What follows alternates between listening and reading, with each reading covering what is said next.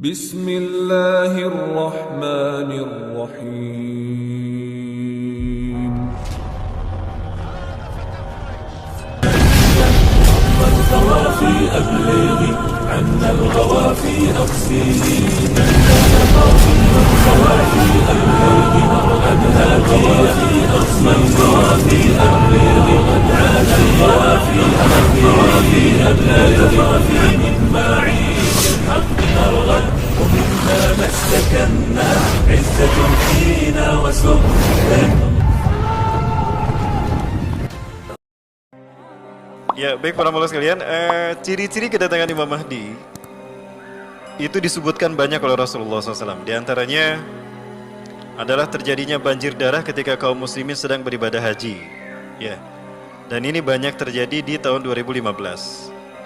Tahun 2015 sepertinya menjadi tahun-tahun di mana beberapa hadis Rasulullah banyak terbukti. Ya, ciri-ciri kedatangan sang pembaharu ini, sang mujadid ini, itu muncul di tahun itu, dan itu bertepatan dengan ibadah haji juga. Yang pertama, terjadinya banjir darah di Masjidil Haram. Kita pernah menyaksikan ya, ada banjir darah di Masjidil Haram. Mau kita lihat lagi? Jangan, ngeri ya. Yang kedua, kata Rasulullah juga akan terjadinya blood moon. Ya, blood moon, bulan berdarah. Dan itu pas ketika peristiwa ibadah haji, sehingga Imam Masjidil Haram saat itu mengatakan bahwa ini adalah isyarat kalau Imam Mahdi akan segera datang ya.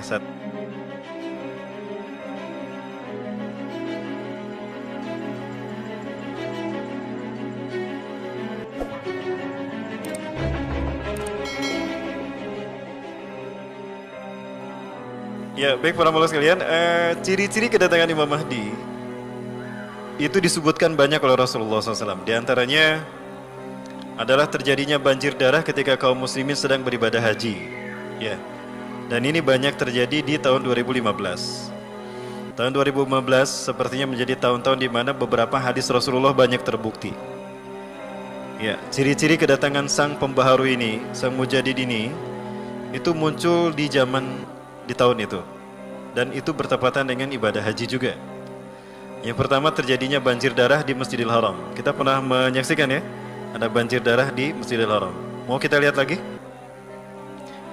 Jangan, ngeri ya. Yang kedua, kata Rasulullah juga akan terjadinya blood moon. Ya, blood moon, bulan berdarah. Dan itu pas ketika peristiwa ibadah haji, sehingga Imam Masjidil Haram saat itu mengatakan bahwa ini adalah isyarat kalau Imam Mahdi akan segera datang ya. Saat itu sampai dibahas demikian. Pada tanggal 28 September tahun 2015, ini pengamatan di beberapa negara Eropa plus di Mekah, terjadinya peristiwa bulan berdarah. Salah satu dari jamaah kami yang pada tahun itu berada di Tanah Suci Mekah ketika berada ibadah haji, beliau menceritakan bahwa saat itu kemudian diadakan sholat gerhana, ya, gerhana bulan berdarah ini. Kemudian ceramahlah Syekh dari Masjidil Haram ini, bahwa ini adalah pertanda bahwa Imam Mahdi telah ada di tengah-tengah umat manusia.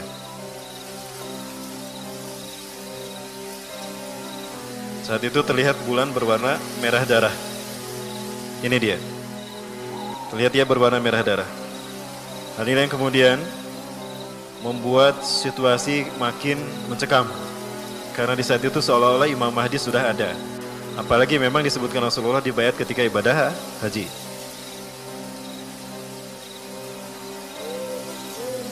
Itu tanda yang kedua, para maulana.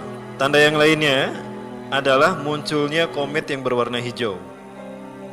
Dan ini pernah ketahuan di Filipina. Ya. Ini September, masih di bulan September 2015, bertepatan dengan ibadah haji. Momen-momen ibadah haji. Ini pada tanggal 16 September 2015. Itu juga pertanda telah dekatnya kedatangan Imam Mahdi. Nah, para sekalian, kalau beliau sudah ada, berarti fase yang keempat berakhir dan fase yang kelima telah tiba. Apa itu fase yang keempat? Fase di mana Barat memimpin dunia. Rasulullah SAW menyebutkan bahwa antara Rasulullah sampai hari kiamat terjadi, umatnya ini akan mengalami 5 fase. Yang pertama pada fase nubuah. Fase nubuah ini 23 tahun. 13 tahun di Mekah, 10 tahun di Madinah. Itu dipimpin Rasulullah langsung. Dan ini umat Islam memimpin dunia. Fase yang kedua adalah fase khilafah alamin haji nubuah, di mana diwujudkan dengan keberadaan Khulafaur Rasyidin al-Mahdiyin. Dan ini berlangsung berapa lama? 30 tahun. Dari 610 Masehi sampai 6221 Masehi. Ya. Bukan 6216, 631 Masehi. Ya, Rasulullah SAW menyebutkan al-khilafatu fi ummati salasuna sana. Khilafah pada masa umatku 30 tahun. Kemudian sumatakun numulkan adhan.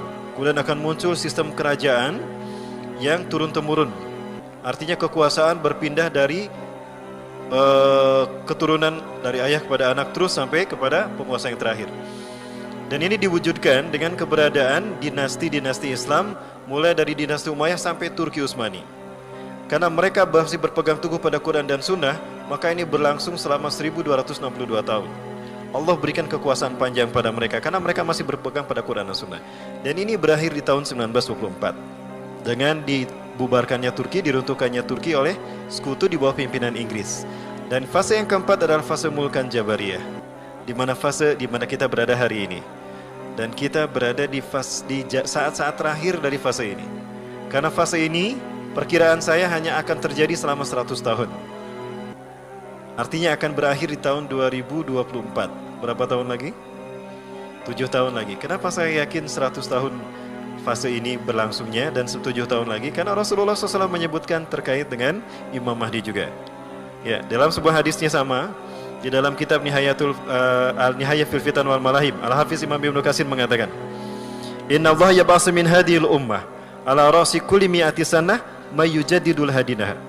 Sesungguhnya Allah akan membangkitkan dari umatku ini setiap 100 tahun sekali seseorang yang akan membuat Islam ini zohir, tegak di muka bumi. Islam akan bersih dari paham-paham sesat dan umat Islam akan berkuasa di seluruh dunia. Berapa tahun sekali? 100 tahun sekali. Abad kejayaan Islam sebelum kita Turki Utsmani, dan itu berakhir di tahun 1924. Maka 100 tahun kemudian 2024. Berapa tahun lagi? 7 tahun lagi. Sekali lagi penuh sekalian, 7 tahun bukan waktu yang singkat, bukan waktu yang lama, singkat bagi kita. Nah, apalagi Rasulullah SAW menyebutkan bahwa setelah Imam Mahdi dibaiat kemudian beliau memimpin sholat berjamaah subuh, maka beliau kemudian akan memimpin pasukannya tadi kaum muslimin perang, melaksanakan perang yang pertama. Dan perang pertama bukan melawan Israel, bukan melawan Romawi, bukan mengambil alih Konstantinopel kembali, bukan. Justru perang melawan pemimpin-pemimpin bangsa Arab.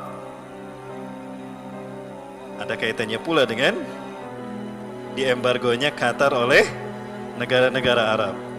Ternyata yang akan diperangi pertama kali adalah raja-raja Arab. Hari ini Turki sedang sibuk melaksanakan latihan perang bersama Qatar. Dan Rasulullah SAW juga menyebutkan Turki akan diserang oleh 80 bendera dari Bani Rom. Ya, sebetulnya akan diserang adalah Suriah, namun mereka akan masuk melalui Turki dan itu akan dihadang oleh Turki. Maka ada kemungkinan memang Turki bersiap-siap menghadapi 80 panji atau 80 negara yang memasukinya, di mana setiap bendera itu terdiri di 12.000 pasukan. Jadi berapa orang yang masuk nanti melewati Turki? 1.960.000 orang dari barat. Hari ini sudah diberitakan hampir 70 bendera. Berarti tinggal 10 bendera lagi hamba Allah untuk memasuki Suriah. Jangan dikira Suriah sekarang diam, padahal akan terus berlangsung. Perang Armageddon atau Al-Malhamatul Kubra, orang-orang mengira dalam waktu singkat terjadi begitu saja, begitu tidak terdengar lagi selesai. Ternyata itu masih berlangsung, justru mencapai puncaknya. Sehingga digambarkan para mujahidin mereka menyandarkan pedang mereka dan menyimpan pedang mereka di tempat-tempat di mana mereka menyimpannya. Tiba-tiba muncul seruan untuk berjihad di jalan Allah karena Nabi Isa alaihissalam turun di tengah-tengah mereka. Nah, turunnya Nabi Isa pun nampaknya telah dekat. Karena tempat di mana Nabi Isa akan turun pun sudah banyak dikepung oleh pasukan-pasukan Rusia dan Suriah. Di mana itu? Di Aleppo, Bapak Ibu. Ini alasan kenapa Aleppo dihancurkan menurut saya. Karena di Aleppo ini sudah diketahui bahwa Nabi Isa akan turun di sana. Jadi mereka seolah-olah Rusia dan Suriah ini bersepakat, yuk sampai Nabi Isa turun, orang hancurkan heula tempatna. Ngarah terjadi turuna. Ya. Keun bae para Allah, andai kan Nabi Isa tidak jadi turun di Aleppo, Bandung siap menambutnya. Betul? Siap menyambut Nabi Isa turun? Siap.